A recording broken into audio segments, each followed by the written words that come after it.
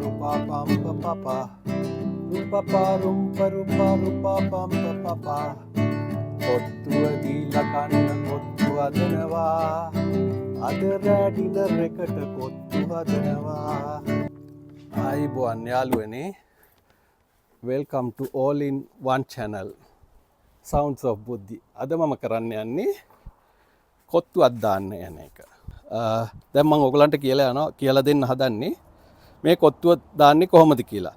මම ඒකට කියනවා කැටයම් කොත්තුව කියලා. කැටයම කියලා කියන්නේ ඉතින් මේ වගේ එකක්.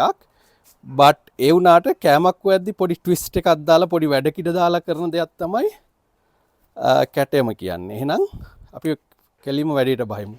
තව දෙයක් තියෙනවා මගේ channel එක තමයි කෑමද බීමද ගමන් බිමන්ද ස්වභාව සෞන්දර්යද ඕපදූප ඔක්කොම තියෙන ලෝකේ තියෙන one and only channel එක. එහෙනම් ඔයගොල්ලන් subscribe කරලා මට පොඩි සහයෝගයක් දෙන්න. එහෙනම් යාළුවනේ මේවා තමයි බඩු. මම මේක මතක තියාගන්න මම මේකට කියන්නේ කොත්තු 15 කියලා. කියන්නේ items 15ක් බඩු වර්ග 15ක් ඕන වෙනවා මගේ කොත්තුව දාන්න. එහෙමනම් මේකේ තියෙනවා ගම්බිරිස් ලුණු chili crushed ginger garlic ඊට පස්සේ තෙල් තියෙනවා පොල් තෙල් carrot onions ලුණු leeks cabbage ගෝවා soy sauce තියෙනවා curry එක හදාගත්ත තියෙනවා බිත්තර තියෙනවා කොත්තු රොටිය ඒ වෙලාවට අපි ගමු right ඕක තමයි ඔය items ටික තමයි අපි මේවා කරන්නේ එහෙනම් අපි ඉස්සලාම වැඩේට බහිමු දැන් මේක රත් වෙලාද කියලා බලලා ඒක රත් වෙලා තියෙනවා අපි ඉතින් මේ රටේ ඇත්තටම නෑ කොත්තු ගහන මේවා බට් මම මේක හදන්නේ කොත්තුව ගහන්නේ අපේ බාබිකියු මැෂින් එකේ ඉතින් මේකට පොඩ්ඩක් තෙල් ටිකක් ඉහගත්තා තෙල් ටික ඉහගෙන පොඩ්ඩක් රත් වෙන්න දීලා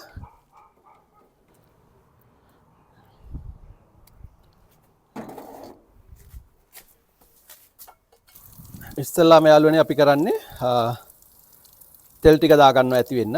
ඉතින් මේ දවස්වල මේ වින්ටර් මේක සීතල කාලේ එන හින්දා පොල් තෙල් මිදිලා තියෙන්නේ. දැන් පොල් තෙල් එකට අපි දා ගන්නවා ඉස්සෙල්ලාම කරපිංචා. මට ඉස්සෙල්ලා items 14යි කිව්වේ. කෙලින්ම real time cooking කියන්නේ මේවට තමයි. කෙලින්ම ගහෙන්ම දානවා කරපිංචා. පේනව නේද? ඉතින් අපි එක අතකට අපි ස්වයං පෝෂිතයි. දැන් මේක දැම්මම මේක චටපට ගාලා මේවා වෙනවා. කරපිංචා කියන එක ප්‍රධාන අංගයක් නේද? ඒක හින්දා කරපිංචා දැම්මා. හරි මම ඒක හොදලම ගත්තා කොකරත් ඒක පිරිසුදුකමට.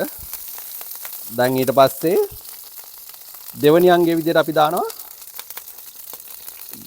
garlic. මෙහි garlic paste එක තියෙන හින්දා මම garlic paste එක තමයි මේ add කරන්නේ. එතකොට කපා ගන්න කරදරයක් වෙන්න ඕනේ.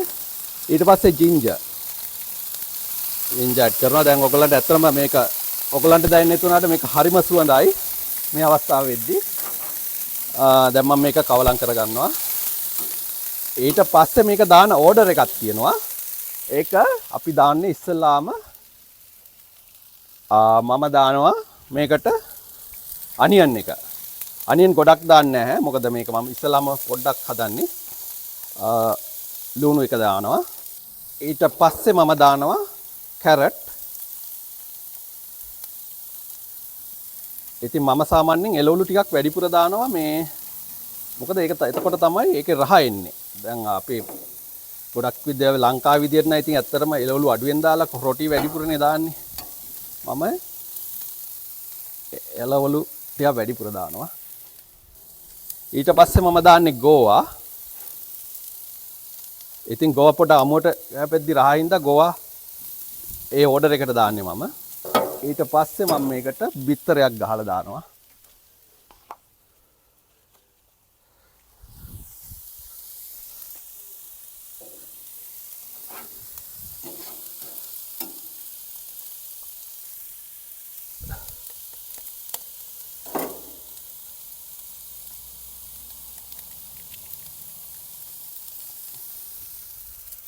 මන් බිත්තර දෙකක්ම දානවා ඇත්තටම.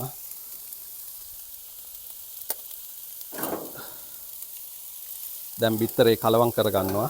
ඒ බිත්තරෙත් එක්කම salt and pepper දාන්න ඕනි. එහෙනම් ලුණු ගම්පිරිස් ඇඩ් කරගන්නවා. බනින්න එපා ඉංග්‍රීසි වචන පාවිච්චි කරනවා කියලා. ඉතින් අපිට සමහර වෙලාවට නොදැනුවත්වම එනවා මේක මේ වචන සිංහල වචන වෙනුවට ඉංග්‍රීසි වචන. සමහර කට්ටියට ඒක දිරවන්නේ නැහැ. ඉතින් ඒක සමා වෙන්න ඕනි. හරි. එහෙනම් ලුණු ගම්පිරිස් ඇඩ් කරගත්තා. දැන් මේක ලීක්ස් එක දාලා තමයි කලවම් කරගන්න ඕනි.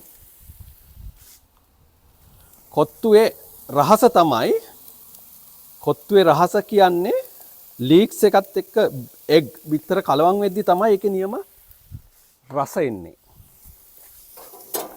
එහෙනම් දැන් මම ඒක කලවම් කරගන්නවා. ගොඩක් වෙලා යන්න දෙන්න එපා. හේතුව තමයි එතකොට මේක අර ෆ්‍රෙෂ් ගතිය එළවලු වල යනවා.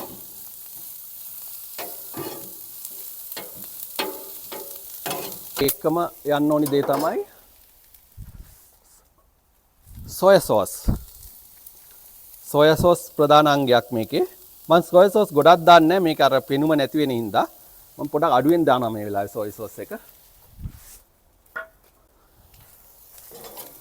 දැන් හොඳට කලවම් කරගත්තා මේක.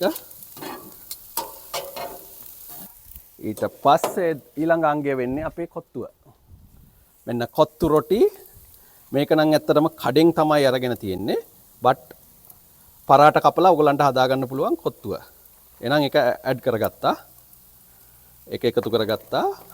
මම මේ පරාට රොටි තමයි මේක පාවිච්චි කරන්නේ කොත්තු රොටිය හදන්න. මේක දැන් මම රත් කරගන්නවා. පරාට රොටි අපිට එන්නේ මේ විදිහට. මේක ෆ්‍රෝසන් එකක්. මේක අපි බාබිකියු එකේ දාලා පොඩ්ඩක් රත් කරගන්නවා. ඒක හරි. දැන් මගේ චිකන් කරියක් මම ගෙනල්ලා තියෙනවා. චිකන් කරියක් හදාගෙන තියෙන චිකන් කරියෙන් කොටසක් දාගන්නවා දැන් මේකට. ඔකටත් හොඳ දෙයක් ඒ යන අතරතුර කොහමද ලුණු ගම්පිරිස් කොහමද තියෙන්නේ කියලා ඉතින් බලන එක කොකටත් හොඳයි. අපි බලමු කොහමද කියලා. හොඳටම තියෙනවා. සුපිරියට තියෙනවා. මේකට දැන් කරියෙන් ටිකක් කලා ගන්නම් මම මේක. ලුණු ගම්පිරිස් බලන අතරතුර මම තව චුට්ටක් ක්‍රෂ් චිලි එක එහෙම නැත්නම් කුඩු කරපු මිරිස් චුට්ටක් ඇඩ් කරගන්නවා නිකන් සැර ගතියක් එන්න. ඒක දාගත්තා. එහෙමනම් ඊට පස්සේ දාන්න තියෙන්නේ මගේ චිකන් කරියෙන් ටිකක්. ඉතින් මේකත් මෙහි තියෙන හින්දා මේ මං කිව්වා වගේ මේ සීතල කාල ගුණේ තමයි එන්නේ. ඒක හින්දා මේ කරියත් මිදිලා තියෙන්නේ. හරි. මේක හදාගත්තා. දැන් එහෙනම් ප්ලේට් එකට සර්ව් කරලා රහ බලන්න තමයි තියෙන්නේ. ඉතින් හරි යාළුවනේ. එහෙනම් මේ අපි හදාගත්ත කොත්තුව පොඩි කැටෙමක් දාලා හදාගත්ත කොත්තුව දැන් රහ බලන්න යන්නේ. මේ කැටයම් මේසේ උඩ ඉඳගෙනම තමයි කන්න යන්නේ. ඉතින් බලමු. ඕගොල්ලන්ට මගේ වීඩියෝ බලලා තියෙනවා නම් ඕගොල්ලන්ට මතක ඇති මං ජින්ජර් හැදුවා. ඒ ස්ටොක් එකේ තව ඉතුරු වෙලා තියෙනවා. ඉතින් ඒ ජින්ජර් එකක් එක්ක කොත්තුව කාද්දී කියලා වැඩක් නැහැ. ඕගොල්ලන් කරලා බලන්න ආසෙ හිතේ. මේ මගේම බ්‍රෑන්ඩ් එකක් මේක.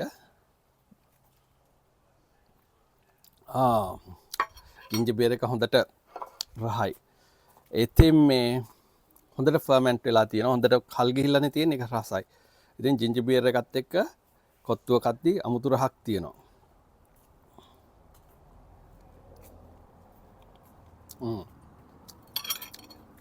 කොත්තුව සුපිරි.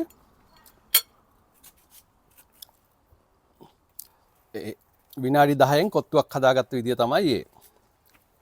එහෙනම් මම මේක හිමීට රස බලනවා.